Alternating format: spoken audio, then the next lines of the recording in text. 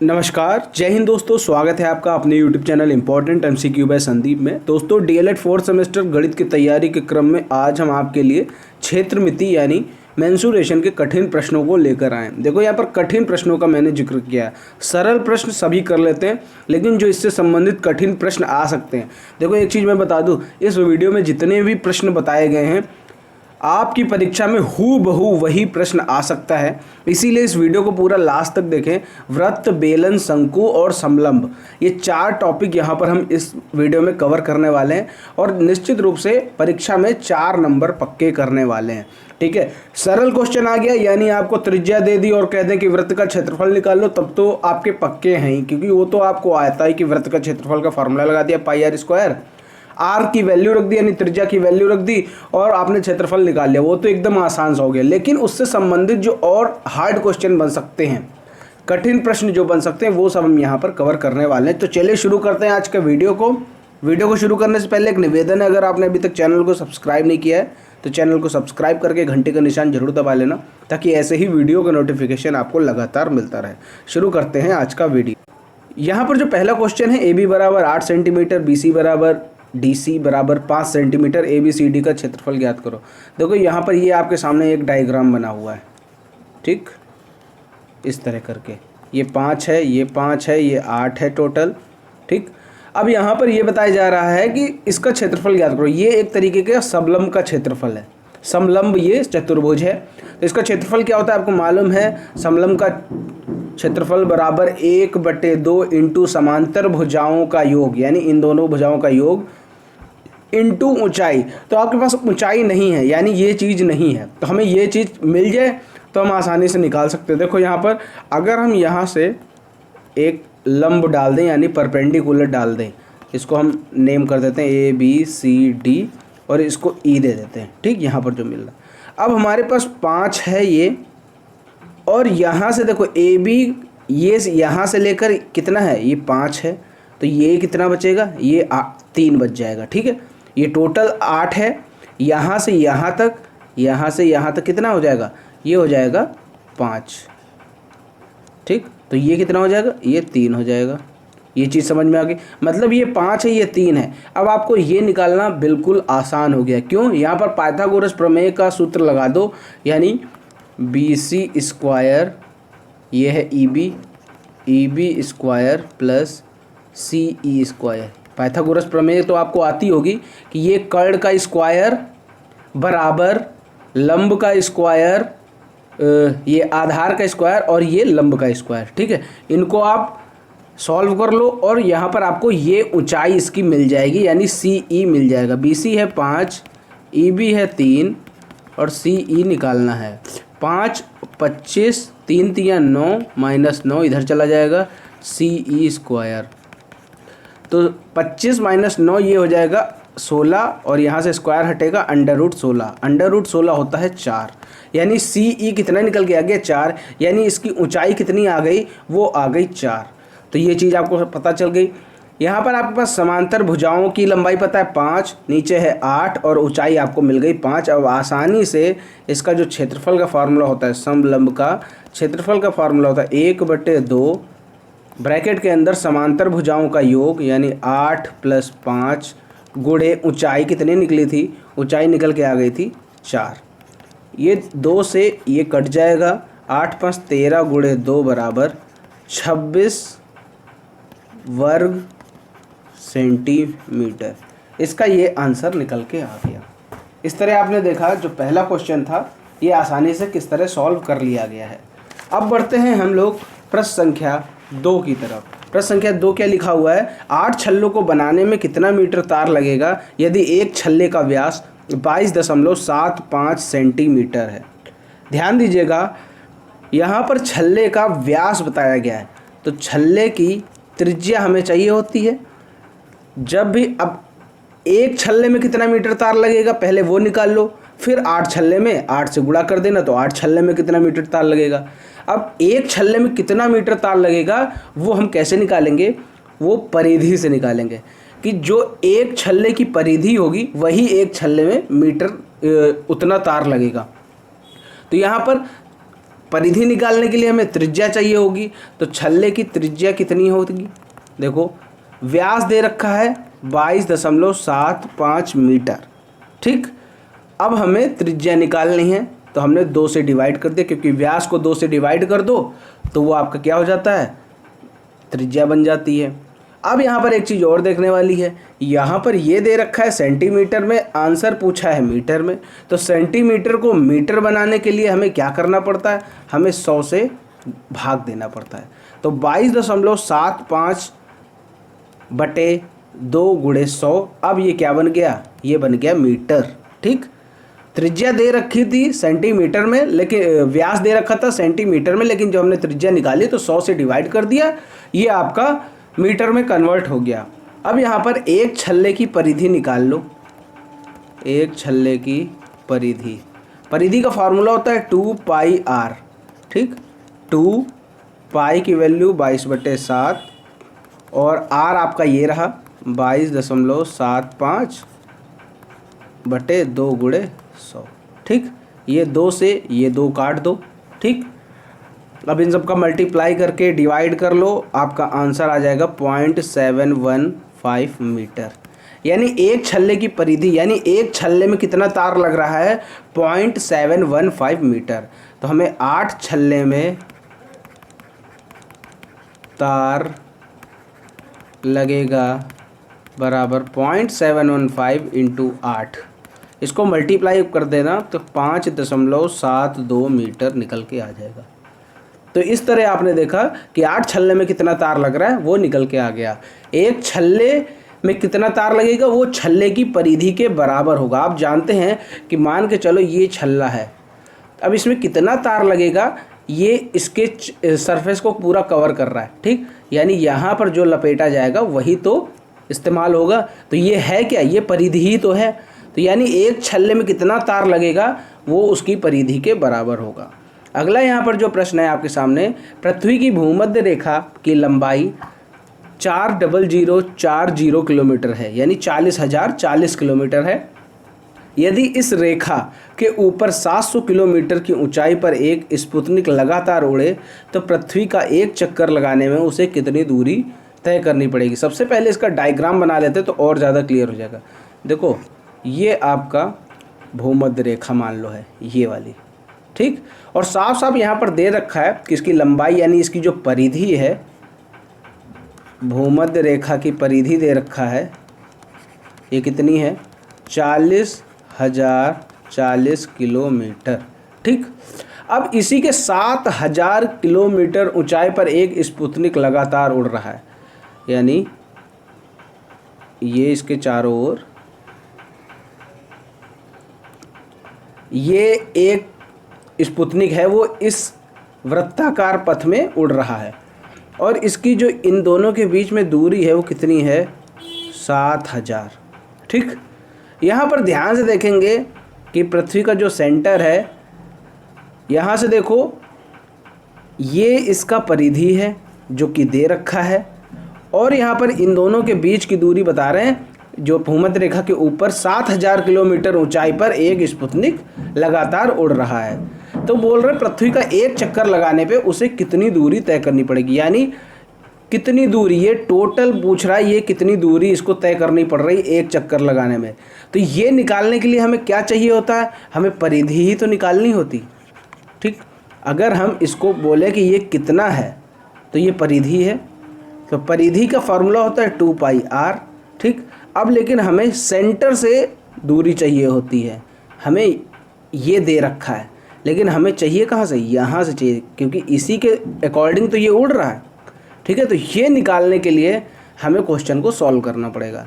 कैसे? यहाँ पर देखो आपके पास ये दे रखा है, यानी ये चीज़ यहाँ से यहाँ तक दे रखी है 7,000, लेकिन आपके पास ये अगर मिल जाए तो हमारे पास टोटल ये हो जाएगा, ठीक है। तो ये यहाँ से यहाँ तक की दूरी निकालने के लिए, मतलब ये त्रिज्या है, भूमध्य रेखा की त्रिज्या है, ये भूमध्य रेखा की लंबाई है और ये इसकी त्रिज्या है, त्रिज्या निकाल लो। यहाँ पर देखो परिधि दे रखा है, अब परिधि का फॉर्मूला लगाकर आप आसानी से इसकी त्रिज्या निकाल सकते। तो अब इसको आप सॉल्व कर लो। देखो यहाँ पर परिधि आपको दे रखी है भूमध्य रेखा की, वो है 440, और इसका फार्मूला होता है 2πr। ठीक, आर आप निकाल लो 440, ये 2 नीचे आ जाएगा, ये पाई भी नीचे आ जाएगा, तो 22/7 होता है, तो 7 ऊपर चला गया। अब आप इसको सॉल्व कर लो, इसको सॉल्व करेंगे आप तो ये आ जाएगा आपका 6370, यानी आर जो आपकी निकल के आ गई वो आ गई 6370, यानी भूमध्य रेखा वाली आर निकल के आ गई। अब आपको स्पुतनिक के लिए आर चाहिए होगा, ठीक है, तो वो आर कैसे निकलेगा, वो इसको जोड़ो 6370 और उसकी उन दोनों के बीच की दूरी कितनी थी 7000, ये हो गया 7 6 13, 13370। जो मेन वाला आर है उसको हम लोग बड़े से लिख देते हैं, आर बराबर 13370। अब उसका एक चक्कर यानी पृथ्वी का एक चक्कर लगाने में आपको आर मिल गया, तो आप एक चक्कर लगाने का मतलब है उसकी परिधि निकालो, 2πr 2 × 22/7 × 13370। इसको जब आप मल्टीप्लाई करोगे तो आ जाएगा 84,040 किलोमीटर, यही इसका फाइनल आंसर आ जाएगा। ठीक है, सबसे पहले आपने क्या किया कि जो भूमध्य रेखा वाली त्रिज्या थी उसको निकाल लिया, परिधि आपको दे रखी थी उससे आपने क्या कर लिया, त्रिज्या निकाल लिया। अब सेंटर से लेकर जो स्पुतनिक उड़ रहा था उसके तक त्रिज्या निकाल ली। उसकी त्रिज्या निकालने के लिए क्या किया, जो पहले अंदर वाली त्रिज्या थी उसमें बाहर वाला जो डिस्टेंस था यानी 7000 किलोमीटर की ऊंचाई पर उड़ रहा था उसको जोड़कर टोटल आर निकाल लिया। अब टोटल आर निकाल लिया तो वो जो स्पुतनिक है वो एक चक्कर में कितना चल रहा है वो परिधि के बराबर होता है, तो परिधि का फॉर्मूला लगाकर यहाँ पर इसकी डिस्टेंस यानी दूरी निकाल ली। इस तरह ये क्वेश्चन सॉल्व हो गया। आगे बढ़ते हैं, अगला क्वेश्चन। प्रश्न संख्या आपके सामने 4 है। एक वृत्ताकार नलकूप के फर्श का क्षेत्रफल 55 वर्ग मीटर है। वृत्ताकार है, ध्यान रखिएगा। कमरे की भीतरी त्रिज्या दशमलव के 2 स्थानों तक निकालो। बहुत आसान क्वेश्चन है। आपके सामने क्षेत्रफल दे रखा है 55 और क्षेत्रफल होता क्या है वृत्ताकार का, πr²। πr² = 55। तो यहाँ पर आप इसको निकालो, r² बराबर 55/22, 7 ऊपर चला जाएगा क्योंकि यहाँ पर 22 था उधर जाएगा 7/22 हो जाएगा। तो इसको सॉल्व कर लो, 11 दूना 22, 11 पचे 55, ठीक, तो 5 7 35 हो जाएगा, 35/2 इसका r² निकल आया। ठीक है, एक बार फिर से कर लो, 11 पचे 55, 11 दूना 22, ठीक है, तो 5/2 × 7 तो 7 पचे 35 और 35/2 आपका ये निकल के आ गया। अब क्या करो, इसको चाहे तो आप सॉल्व कर लो, ये आ जाएगा 17.5, ठीक, 17.5 आ गया। तो आप √17.5 कर दो।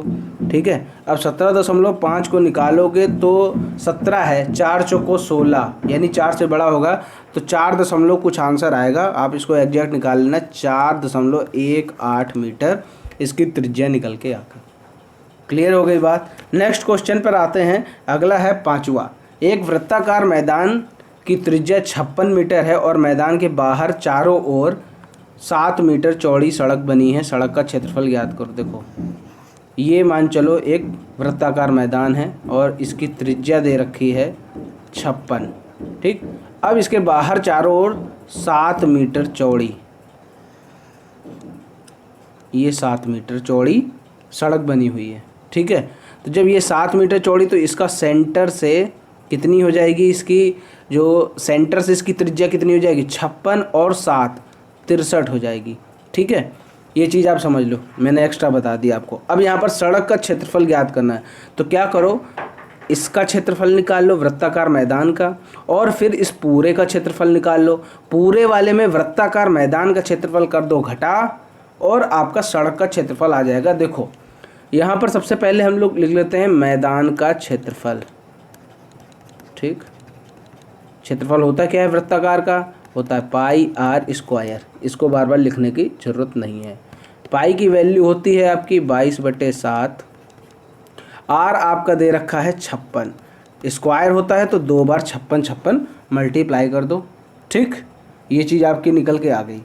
अब इसके बाद देखो इस पूरे का सड़क सहित मैदान का क्षेत्रफल, सड़क सहित क्षेत्रफल, ये हो जाएगा आपका πr²। ये भी होता है 22/7 और इसका त्रिज्या कितनी बन रही थी, 56 तो केवल मैदान की थी, और 7 और मिल रही थी, 63 मिल रही थी, 63 गुणे 63।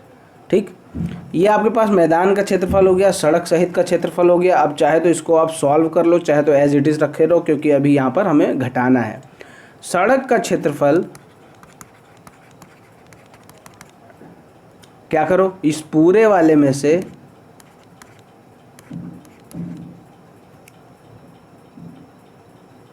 22/7 गुणे 63 गुणे 63 माइनस 22/7 गुणे 56 गुणे 56।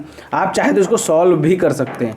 ठीक है, तो यहाँ पर आप इसको सॉल्व कर लो एक बार अच्छे से, और इसका क्या आंसर आएगा देखो। चाहे तो इसमें 22/7 कॉमन ले लो, 63 गुणे 63 माइनस 56 गुणे 56, इन सबको सॉल्व कर लोगे आप तो ये आ जाएगा 2618 मीटर स्क्वायर, यानी 2618 वर्ग मीटर। चाहे तो आप इसको पूरा सॉल्व करके लिख लो, यहाँ पर क्या आ रहा है, इसको पूरा सॉल्व करके लिख लो क्या आ रहा है। अब इसमें से ये घटा देना, आपका 2618 वर्ग मीटर इसका आंसर आ जाएगा। आगे बढ़ते हैं नेक्स्ट क्वेश्चन की तरफ। प्रश्न संख्या 6 यहाँ पर दे रखी है, एक वर्ग और वृत्त का परिमाप समान है जो कि 44 सेंटीमीटर है, किसका क्षेत्रफल अधिक होगा और कितना। तो यहाँ पर देखो, वर्ग का क्षेत्रफल निकाल लो और वृत्त का क्षेत्रफल निकाल लो और अंदाज़ा लगा लो कि किसका क्षेत्रफल अधिक है। अब वर्ग का क्षेत्रफल होता है ए स्क्वायर, यानी भुजा का स्क्वायर। अब यहाँ तो भुजा दे नहीं रखी, यहाँ पर तो दे रखा है परिमाप, तो वर्ग का परिमाप से आप निकाल लोगे भुजा। वर्ग का परिमाप क्या होता है, 4a, यानी a बराबर कितना आ जाएगा, a बराबर 11 आ जाएगा। मतलब आपकी जो वर्ग की भुजा आ गई वो कितनी हो गई, 11 हो गई। तो आप वर्ग का क्षेत्रफल निकाल लो।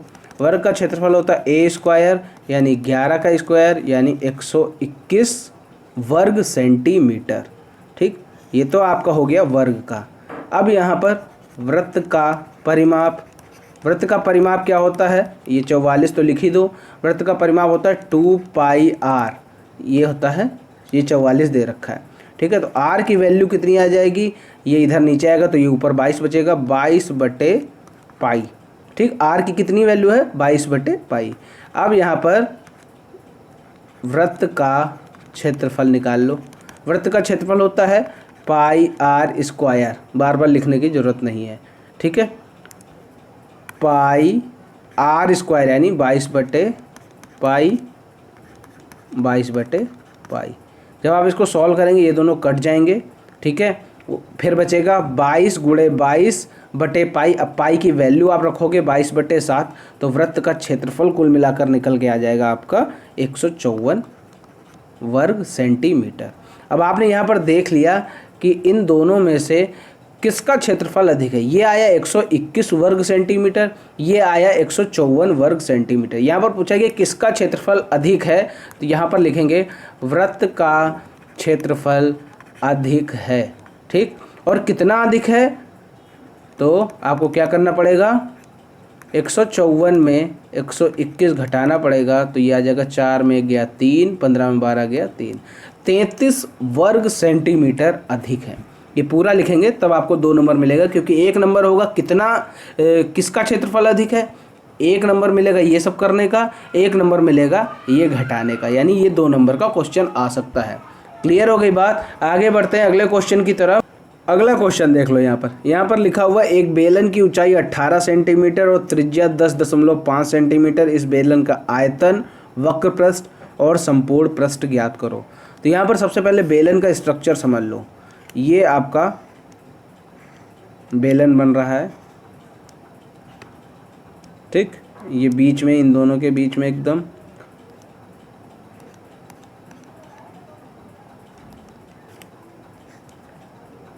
ये जो लाइन है, ठीक, ये आपकी कहलाती है आर, आर यानी त्रिज्या।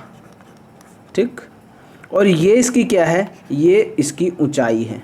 ठीक है, ये इसकी ऊंचाई है, ये याद रखिएगा। ठीक है, ये चीज़ आपको समझ में आ जानी चाहिए।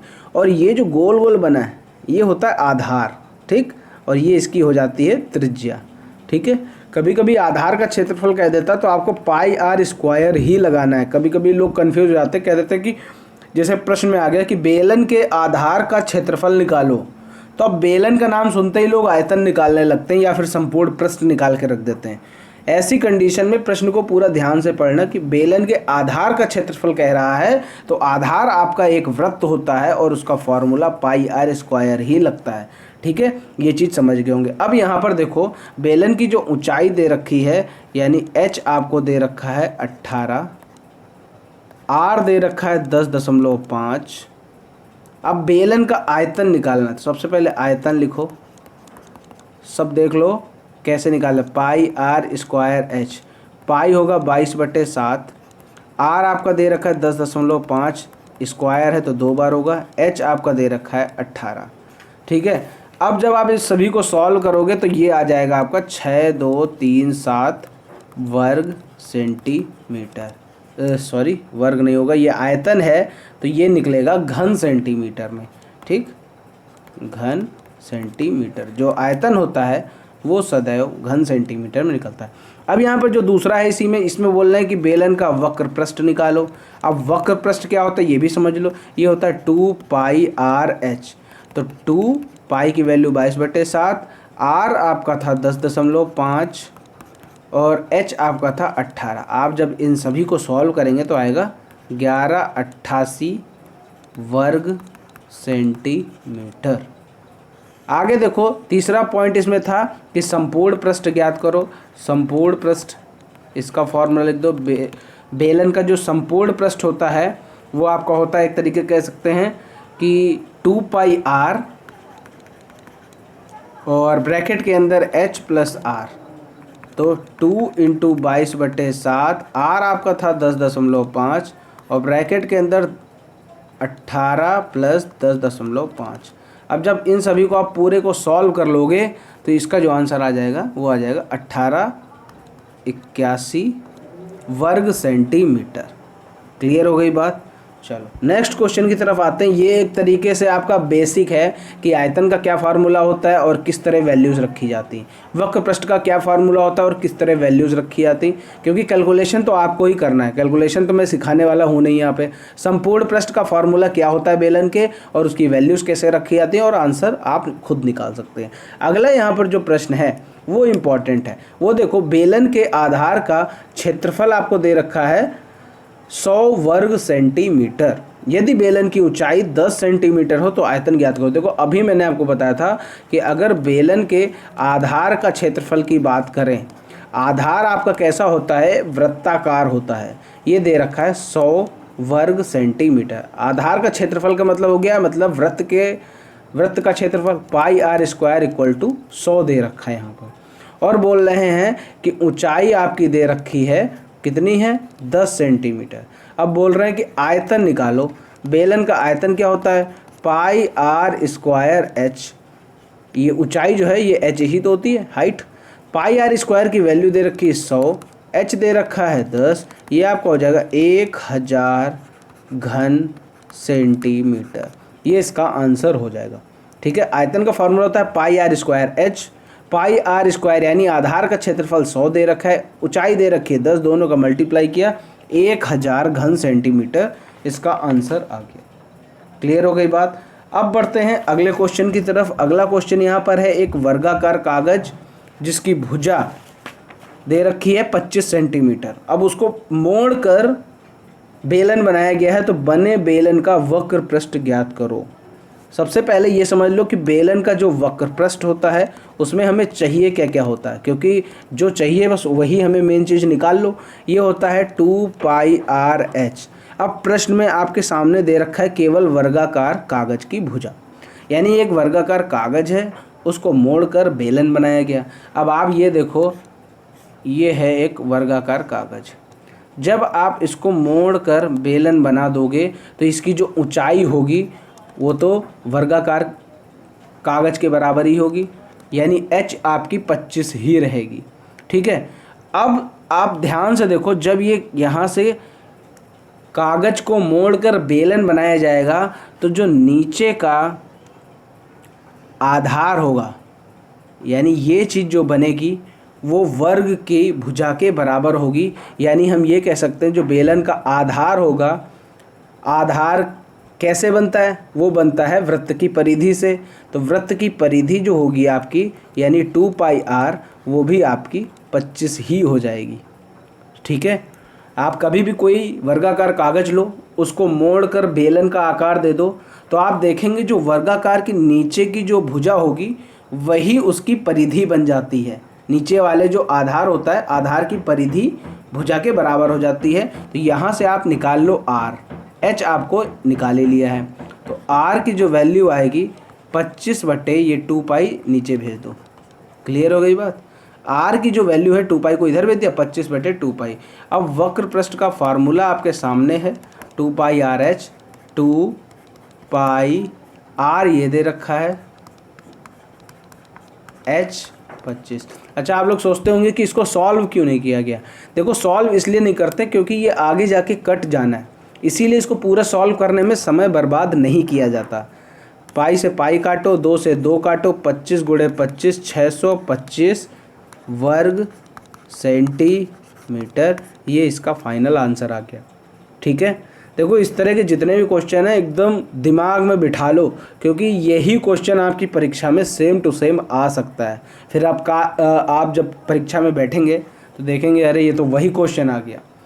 कई क्वेश्चन ऐसे होते हैं जो मैं आपको बताता हूँ, चाहे वो फर्स्ट सेमेस्टर हो, सेकंड सेमेस्टर हो, थर्ड सेमेस्टर हो, फोर्थ सेमेस्टर हो, एज इट इज़ क्वेश्चन कभी कभी एकदम आपकी परीक्षा में आ जाता है।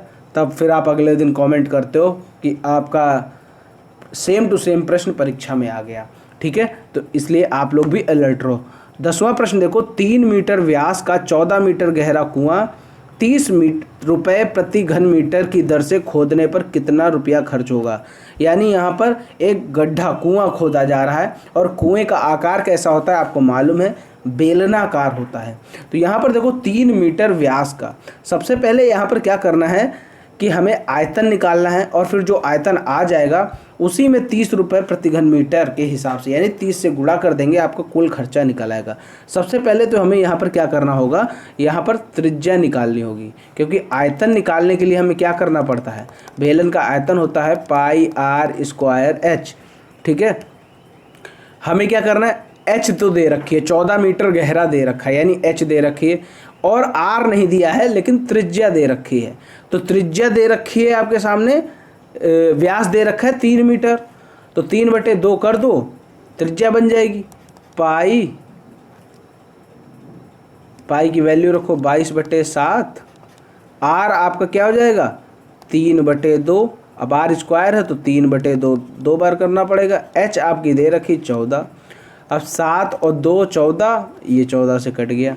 अब 2 से 22 को काटो 11, ठीक, 3 3 9 गुणे 11 मतलब ये 99 घन मीटर।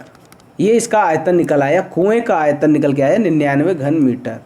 अब कुआं खोदने में व्यय धनराशि 99 गुणे 30, 9 3 27, 9 3 27 2 29, 2970 यानी 2970 रुपये लगेंगे कुएं को खोदने में। क्लियर हो गई बात। नेक्स्ट क्वेश्चन पर आते हैं। 11 नंबर, रोलर का व्यास 70 सेंटीमीटर और लंबाई 2 मीटर है, तो 50 चक्कर में रोलर कितने वर्ग मीटर चलेगा। देखो, एक चक्कर में रोलर कितना चलेगा, एक चक्कर में रोलर चलेगा, जो आपका रोलर है वो है बेलनाकार। ठीक है, तो ये बेलनाकार के वक्र पृष्ठ के बराबर चलेगा। एक चक्कर में बेलन अपने वक्र पृष्ठ के बराबर चलता है। तो वक्र पृष्ठ के बराबर चलो, तो वक्र पृष्ठ का फार्मूला क्या होता है वो आपको पता होना चाहिए, वो होता है 2πrh। ठीक, एक चक्कर में कितना चलेगा 2πrh, तो 2 22/7 r। यहाँ पर देखो कितना है, देखो यहाँ पर एक चीज़ और देखने वाली है कि जो आपका व्यास है वो 70 सेंटीमीटर दे रखा है और जो आपका आंसर पूछा है वो वर्ग मीटर में पूछा है। तो हमें क्या करना होगा, जो सेंटीमीटर है उसको मीटर में कन्वर्ट कर लो और यहाँ पर आप देखेंगे कि इसकी लंबाई 2 मीटर ऑलरेडी मीटर में दे रखी है। तो व्यास जो है वो 70 सेंटीमीटर दे रखा है। हमें चाहिए त्रिज्या। सबसे पहले तो इसको हमने बना लिया त्रिज्या, 70 में 2 से डिवाइड कर दिया, ये बन गया त्रिज्या। क्योंकि जो व्यास होता है वो त्रिज्या का 2 गुना होता है। हमें त्रिज्या निकालनी है तो 2 से भाग करना पड़ेगा। यहाँ पर देखो, अब ये 70/2 ये बन गया त्रिज्या। अब ये है सेंटीमीटर, हमें चाहिए मीटर में, तो 100 से और डिवाइड कर दो, तो ये आपका क्या बन गया, मीटर। एच आपकी कितनी दे रखी है, 2 दे रखी है। अब आप इसको काट लो। कैसे काटना है, यहाँ पर देखो, 1 0 से 1 0 ये काट दो, 2 से 2 ये काट दो, 7 से 7 ये काट दो। ये आपका कितना आ जाएगा, ये आपका लगभग आ जाएगा 22 दूना 44, 44/10 यानी 4.4 वर्ग मीटर चलेगा ये एक चक्कर में। और हमें चलना है 50 चक्कर। 50 चक्कर के लिए 4.4 को 50 से गुणा करना पड़ेगा और आंसर आएगा 220 वर्ग मीटर। क्लियर हो गई बात। इस तरह आपने देख लिया 50 चक्कर में कितना चल गया। अगले क्वेश्चन की तरफ आते हैं। अगला क्वेश्चन आपके सामने शंकु का है और शंकु के प्रश्न यहाँ से शुरू होते हैं। इसका शुरू करने से पहले इसके बारे में थोड़ा जान लो। शंकु की आकृति पहले देख लो, सबको मालूम होगा लेकिन एक तरीके से रिवीजन कराए दे रहे हैं। ये कुल मिलाकर गोला होता है, एक तरीके से ऐसे समझ लो, ठीक। अब यहाँ पर ये इसकी ऊंचाई होती है और ये इसका त्रिज्या होता है, इसको कहते हैं आर। ये आपकी एच है यानी ऊंचाई, और ये जो दे रखी है ये एल है, ठीक। एल यानी तिरछी ऊंचाई। अब आप यहाँ पर देख रहे होंगे ये और ये, इन तीनों को देखकर एक चीज़ आपको याद आ रही होगी कि कर्ण स्क्वायर बराबर height square plus R square. यानी यहाँ पर क्या हो रहा है, यहाँ पर पाइथागोरस प्रमेय लग रही है शंकु में, ठीक है। अगर कभी आपको एच दे रखा हो, आर दे रखा हो और एल पूछे तो आप इस फॉर्मूले से निकाल सकते हैं। या फिर कभी आपको एल दे रखा हो, एच दे रखा हो, आर निकालना हो तो आप इस फॉर्मूले से निकाल सकते हैं। मतलब ये फॉर्मूला है, कोई 2 चीज़ें दे रखी हो, एक चीज़ निकालनी हो, आप आसानी से निकाल सकते हैं। तो ये चीज़ आपको समझ में आ गई होगी। क्लियर हो गई बात। यहाँ पर भी बेलन की तरह नीचे आधार में वृत्त बना होता है और ये जो आर है ये आधार का त्रिज्या होता है। यानी आधार जो है वो वृत्त है, गोल है। अब वृत्त की त्रिज्या जरूर होगी, तो ये जो है ये कह सकते हैं शंकु की त्रिज्या या शंकु के आधार की त्रिज्या, दोनों बातें समान है। अब यहाँ पर क्वेश्चन करके देखते हैं। प्रश्न संख्या 12 है। शंकु के आधार की त्रिज्या दे रखी है 3.5 सेंटीमीटर, ऊंचाई दे रखी है 12 सेंटीमीटर, ठीक। अब यहाँ पर आपको क्या करना है, यहाँ पर आपको शंकु का आयतन और वक्र पृष्ठ निकालना है। तो शंकु का आयतन और वक्र पृष्ठ कैसे निकलेगा वो यहाँ पर देख लो।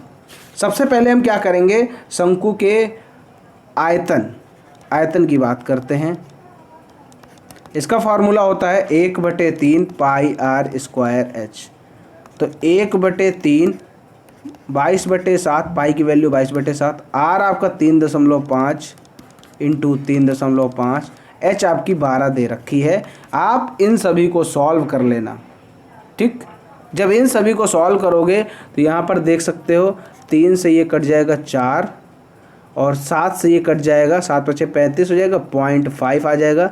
22 गुणे 0.5 गुणे 3.5, इन सभी को जब आप मल्टीप्लाई करेंगे तो ये आ जाएगा 154 घन सेंटीमीटर। क्लियर हो गई बात, ठीक है। चलो अब आगे बढ़ते हैं। अगला क्वेश्चन यहाँ पर क्या होगा, इसी में दे रखा है कि आपको वक्र पृष्ठ भी निकालना है। अब वक्र पृष्ठ कैसे निकलता है, वक्र पृष्ठ शंकु का वक्र पृष्ठ का फार्मूला होता है पाई आर एल, ठीक। अब पाई आर एल, यहाँ पर प्रश्न में एल नहीं दे रखा है। एल का मतलब मैंने अभी बताया था तिरछी ऊंचाई, लेकिन आर और एच ये दोनों दे रखे हैं। यहाँ पर हमें एल की वैल्यू निकालनी होगी, यानी H square plus R square, L का स्क्वायर हटाया तो ये अंडर रूट लग गया। एच आपका दे रखा है 12 और 12 का स्क्वायर होता है 144 प्लस आर स्क्वायर यानी 3.5। 3.5 का अगर हम स्क्वायर करें तो हम कह सकते हैं, चाहे तो आप इसको वो कर लो, बटे में कर लो। 3.5 को क्या कर लो, पॉइंट लगा, पॉइंट हटाओ, बटे में 10 बढ़ाओ, तो ये हो जाएगा 35/10। 35/10 का मतलब हो गया कि 5 से अगर काटेंगे तो 5 सत्ते 35 और 5 दूना 10। कुल मिलाकर यहाँ पर जो आपका L निकल के आ जाएगा वो आ जाएगा आपका 12.5। ठीक है, L कितना निकल के आ गया, 12.5। तो 12.5 को हम लोग रख देते हैं वक्र पृष्ठ के फार्मूले में।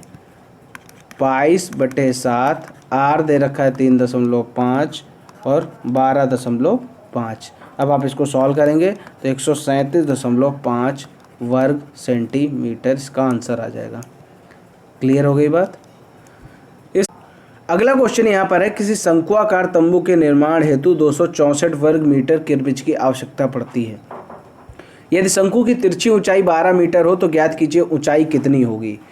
तो यहाँ पर आपको एक चीज़ समझनी होगी कि जब भी कोई शंक्वाकार तंबू का निर्माण होता है, ठीक, तो ये शंक्वाकार तंबू का निर्माण, अब तंबू क्या होगा, वो ज़मीन पर रखा होगा। तो यहाँ पर हम लोग जो इसका आधार है उसको काउंट नहीं करते हैं, इसका जितना भी आउटर सरफेस है सिर्फ उसको हम लोग काउंट करते हैं।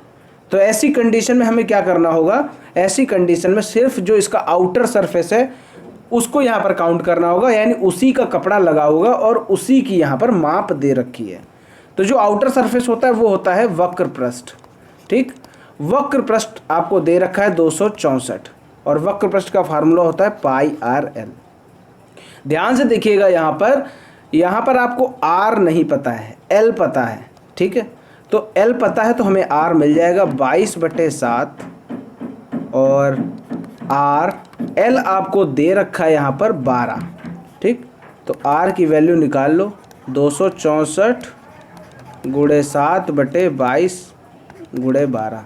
तो यहाँ से आपकी r की वैल्यू निकल के आ जाएगी 7। आप कैलकुलेट कर लेना इसको। ठीक है, अब यहाँ पर r की वैल्यू 7 निकल के आ गई। अब आपके पास r निकल आया, l 12 दे रखा है और आपको h निकालना है। तो आप वही फॉर्मूला लगा दो, l बराबर √h² + r²। तो l आपका दे रखा है 12। एक तरीके से इसको फुल फार्मूला लगा लो तो जल्दी हो जाएगा कि l² बराबर h² + r²। l दे रखा है 12, 12 का स्क्वायर करेंगे आएगा 144। h आपको निकालना है, r आपको दे रखा है 7, 7 का स्क्वायर करोगे 49। h² 144, इधर 49 आ जाएगा, 144 में जब 49 घटाओगे तो आएगा 95। यानी h की जो वैल्यू निकल के आ गई वो आ गई √95। अब √95 को आप निकालना, सॉल्व करना, ये आ जाएगा 9.75। तो यहाँ पर आपकी जो h निकल के आ गई यानी ऊंचाई निकल के आ गई शंक्वाकार तंबू की, वो 9.75 मीटर। क्लियर हो गई बात। आगे बढ़ते हैं अगले क्वेश्चन की तरफ। अगला यहाँ पर जो प्रश्न है, प्रश्न संख्या 14, उस बड़े से बड़े शंकु का आयतन ज्ञात करो जो उस घन से काटा गया हो जिसकी प्रत्येक कोर 12 सेंटीमीटर है। मान के चलो ये आपका घन हो गया, इसकी प्रत्येक कोर 12 सेंटीमीटर है। ठीक, ये आपका घन हो गया, इसकी प्रत्येक कोर कितनी है, 12 सेंटीमीटर है। ठीक है, अब यहाँ पर आपको इससे क्या करना है, एक शंकु काटना है। ठीक, शंकु काटना है। तो जब इससे हम शंकु काटेंगे, ठीक है, तो जब इसको शंकु का जो आधार होगा यानी त्रिज्या, आधार की जो त्रिज्या निकल के आएगी वो इसका जस्ट आधा होगा। आधा क्यों होगा, क्योंकि जब इसको मोड़ेंगे, जब यानी शंकु बनाएंगे, तो जो उसका व्यास हो जाएगा वो इसकी भुजा के बराबर हो जाएगा। तो जब भुजा के बराबर व्यास हो जाएगा तो व्यास आपका हो जाएगा 12 और हमें चाहिए होती है त्रिज्या, क्योंकि यहाँ पर हमें क्या करना है, यहाँ पर हमें शंकु का आयतन ज्ञात करना है और शंकु का आयतन होता है 1/3 πr²h। अब 1/3 πr² में हमें r चाहिए यानी त्रिज्या चाहिए, तो r आपकी 6 निकल के आ गई, यानी त्रिज्या आपकी 6 निकल के आ गई। ठीक, अब यहाँ पर जो इसकी ऊंचाई होगी वो ऊंचाई भुजा के बराबर होगी, यानी जो घन है वो घन की भुजा के बराबर ही इसका ऊंचाई होगी। तो आयतन का फार्मूला होता है 1/3 पाई आर स्क्वायर एच, ये h12। अब इसको काट लो आप, 3 दूना 6, 22 गुणे 2 गुणे 6 गुणे 12/7। तो इसको आप इन सभी को मल्टीप्लाई कर लो, 3 1 6 8/7 आ जाएगा। और इसका जो आंसर आएगा 452.57, 452.57 घन सेंटीमीटर इसका आंसर आ जाएगा। क्लियर हो गई बात। अब बढ़ते हैं अगले क्वेश्चन की तरफ। प्रश्न संख्या 15, एक जोकर की टोपी शंक्वाकार है जिसमें 840 वर्ग सेंटीमीटर कपड़ा लगा हुआ है। फिर से वही बात आ गई कि जो शंकु का आउटर सरफेस है उसी पर तो आपका लगा रहता है, ठीक है। तो यहाँ पर आप देख लो कि शंकु का जो आउटर सरफेस है यानी वक्र पृष्ठ की बात हो रही है। यहाँ पर क्या कह रहे हैं कि जोकर की जो टोपी है उसमें 840 वर्ग सेंटीमीटर कपड़ा लगा हुआ है। तो ये 840 वर्ग सेंटीमीटर और वक्र पृष्ठ का फार्मूला होता है पाई आर एल, ठीक। 840 वर्ग सेंटीमीटर कपड़ा लगा हुआ है। तो यहाँ पर आप देखो प्रश्न में और क्या दिया है, प्रश्न में दे रखा है परिमाप। परिमाप दिया है गोल सिर का यानी आधार। आधार जो होता है शंकु का वो वृत्ताकार होता है और यहाँ पर बताया गया कि उसका परिमाप जो है, परिमाप दे रखा है कि 56। और परिमाप होगा क्या, ये होता है 2 पाई आर 56। आर की वैल्यू कितनी आ जाएगी, 56/2 करेंगे तो 28 आएगा, 28/पाई। आर यहाँ पर कितनी आ गई शंकु की, 28/पाई। तो ये पाई और आर रखो 28/पाई। और प्रश्न में पूछा गया प्रश्न पूछा गया तिरछी ऊंचाई यानी एल पूछा गया। तो ये पाई से पाई कट गया, एल बराबर 840/28। और जब 840/28 करोगे तो ये 30 सेंटीमीटर आंसर आ जाएगा, क्योंकि इससे काटेंगे तो 28 तियाँ होता है 84 और 1 0 ही आ गया। यानी आपके सामने एल यानी तिरछी ऊंचाई निकल के आ गई 30 सेंटीमीटर। इस तरह ये समलंब, शंकु, बेलन, वृत्त, इनके क्षेत्रफल से संबंधित, आयतन से संबंधित जितना भी क्वेश्चन था यहाँ पर आपको एज इट इज समझा दिया गया है। अब यहाँ पर आपके लिए एक क्वेश्चन है, वो करके आप तो हमें भी अच्छा लगेगा। ये आपके सामने एक क्वेश्चन दे रखा है। 28 सेंटीमीटर भुजा का एक वर्ग है, इसमें भुजाओं को स्पर्श करता हुआ एक वृत्त बना हुआ है। इस तरह का एक वृत्त बना हुआ है भुजाओं को स्पर्श करता हुआ, और इसकी भुजा दे रखी है 28। आपको वृत्ताकार क्षेत्र का क्षेत्रफल ज्ञात करना है, ठीक है। इसका जो भी आंसर आए नीचे कमेंट में बताओ। दोस्तों वीडियो पसंद आया हो तो वीडियो को लाइक करें, शेयर करें। चैनल को सब्सक्राइब नहीं किया है तो चैनल को सब्सक्राइब करके घंटी का निशान जरूर दबा लें, ताकि ऐसे ही वीडियो का नोटिफिकेशन आपको लगातार मिलता रहे। मिलते हैं दोस्तों अगले वीडियो में, तब तक के लिए जय हिंद, जय भारत।